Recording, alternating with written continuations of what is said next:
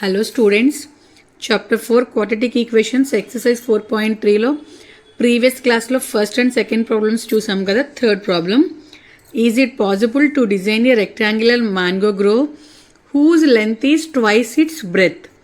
మనకి లెంత్ ఇవ్వలేదు, బ్రెడ్త్ ఇవ్వలేదు, and the area is 800 meter square అని ఇచ్చారు.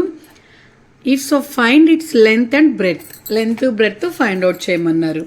రెక్టాంగులర్ అంటే మనకు తెలుసు, సో ఇది లెంత్ అవుతుంది, ఇది బ్రెడ్త్ అవుతుంది. First let's breadth. మనకి బ్రెడ్త్ ఎంతో ఇవ్వలేదు కాబట్టి దాన్ని నేను ఎక్స్ అనుకుంటున్నాను. ఇక్కడ లెంత్కి ఒక క్లూ ఇచ్చారు. So length is twice it's breadth. Breadth ఎంతైతే తీసుకుంటామో దానికి ట్వైస్ అవుతుంది లెంత్ అన్నారు. సో ట్వైస్ మీన్స్ 2తో మల్టిప్లై చేస్తే సరిపోతుంది, కాబట్టి 2x.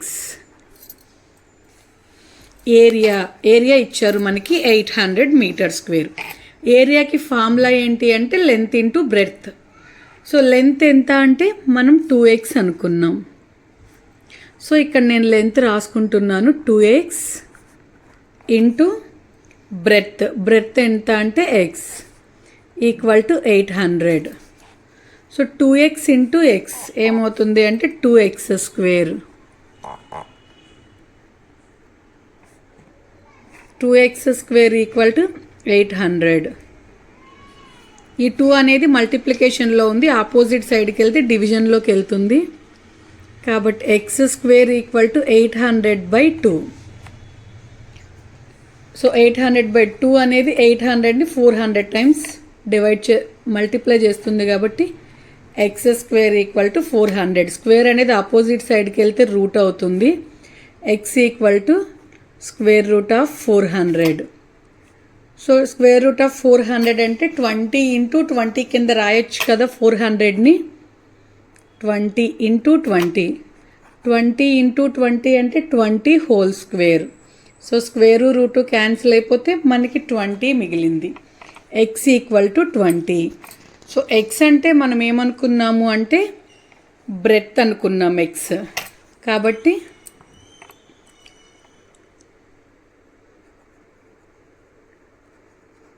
Breadth x equal to 20.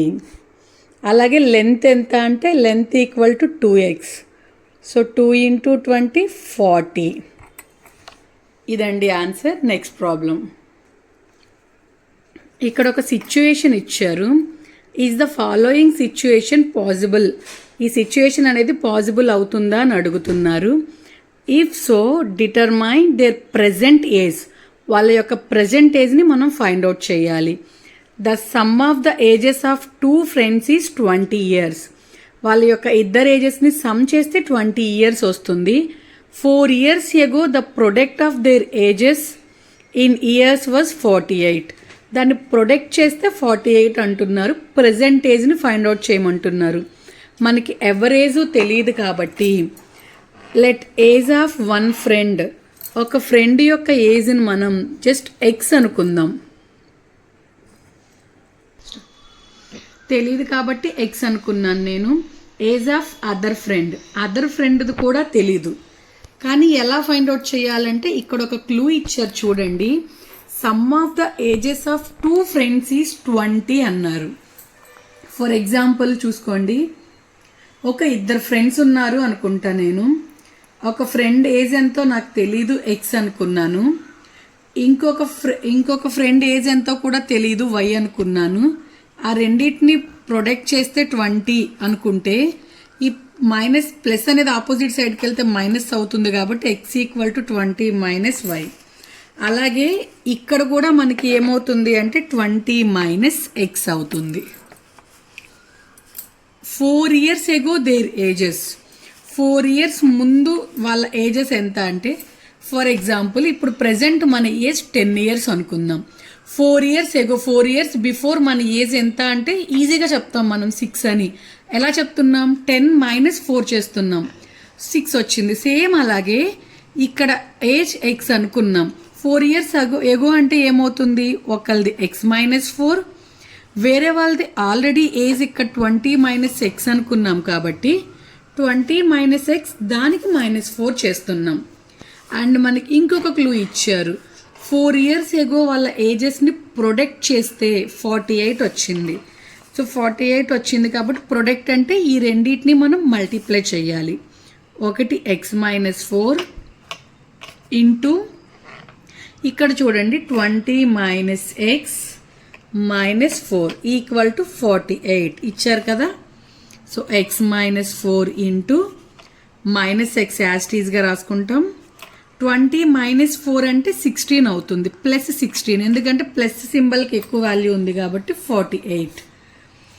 ఈ టర్మ్ మొత్తాన్ని మల్టిప్లై చేయాలి, ఈ టర్మ్తో మొత్తాన్ని మల్టిప్లై చేయాలి. So x into -x